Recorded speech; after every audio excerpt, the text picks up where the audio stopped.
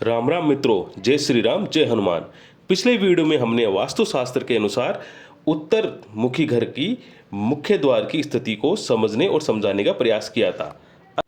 आज हम आपको बताने जा रहे हैं कि अगर किसी का घर पूर्वमुखी हो तो उस जगह पॉजिटिव एनर्जी का प्रवाह पूर्व दिशा में किस एरिया की ओर रहता है तथा उस पॉजिटिव एनर्जी के फ्लो को हम किस प्रकार से घर के अंदर प्रवेश करवाकर घर की पॉजिटिव एनर्जी से आवेशित कर सकते हैं, जिससे वहां पर रह रहे निवासियों को उस पॉजिटिव एनर्जी से आवेशित घर पर एक सकारात्मक वातावरण उपलब्ध हो सके।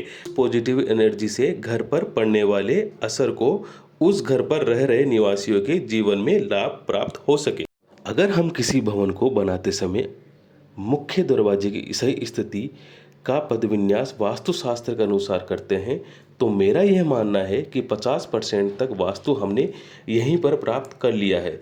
इसको प्राप्त करने के लिए हमने सही पद पर मुख्य दरवाजे का निर्माण किया व उन पदों पर दीवार का निर्माण किया जहां से नेगेटिव एनर्जी का फ्लो रहता है और उसको दीवार लगाकर घर में प्रवेश होने से रोका गया। तो इस प्रकार हम समझ सकते हैं कि किस प्रकार से वास्तु के अनुसार अगर किसी घर में मुख्य दरवाजे का निर्माण करते हैं तो वहां पर पॉजिटिव एनर्जी को किस प्रकार से घर के अंदर प्रवेश कराया जाता है व उस दिशा की नेगेटिव एनर्जी को किस प्रकार से उस दिशा में दीवार लगाकर घर के अंदर आने से रोका जाता है।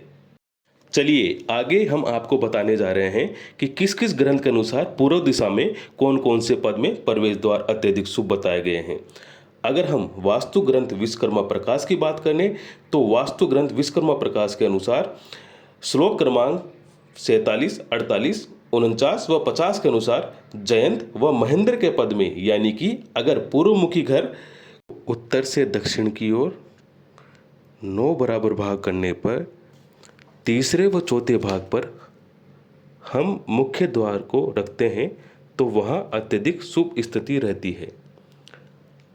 हमें विश्वकर्मा प्रकाश के अनुसार पूर्वमुखी घर का प्रवेश जयंत व महेंद्र के पद पर रखना चाहिए। अगर हम बात करें दूसरे वास्तु ग्रंथ राजवल्लभ वास्तुशास्त्र की, तो राजवल्लभ वास्तुशास्त्र में यह बताया गया है कि पूर्वमुखी घर होता है तो उसमें हमें किन किन पदों पर द्वार का निर्माण नहीं करना चाहिए।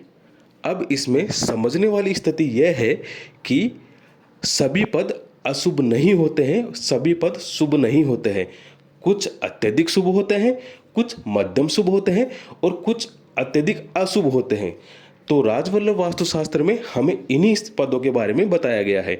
जो सबसे अशुभ पद बताए गए हैं वह है सबसे पहले शिखी का पद, दूसरा पर्जन्य का पद और तीसरा सूर्य का पद। इस प्रकार राजवल्लभ वास्तुशास्त्र ग्रंथ के अनुसार जहाँ जहाँ हमें अशुभ पद बताए गए हैं, 9 में से हमें 3 अशुभ पद बताए गए हैं।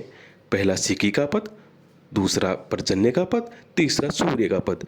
उन सभी पदों पर हमें यह ध्यान रखने वाली बात, इन तीनों पदों पर हमें पूर्ण रूप से दीवार बनाकर उन पदों पर नेगेटिव एनर्जी फ्लो को रोकना है।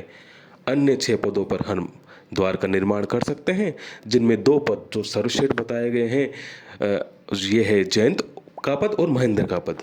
पूरा प्रयास किया है आपको समझाने का कि पूर्व दिशा में किस किस पदों पर वास्तु पदविन्यास के अनुसार शुभ स्थिति बताई गई है। अगर फिर भी आपको किसी प्रकार का मन में संशय हो तो आप हमें कमेंट बॉक्स में कमेंट करके बता सकते हैं। मिलते हैं हमारी अगली वीडियो, जिसमें हम बताएंगे आपको पश्चिम दिशा में कौन कौन से पदों पर मुख्य द्वार का निर्माण किया जा सकता है। धन्यवाद। जय श्री राम, जय हनुमान।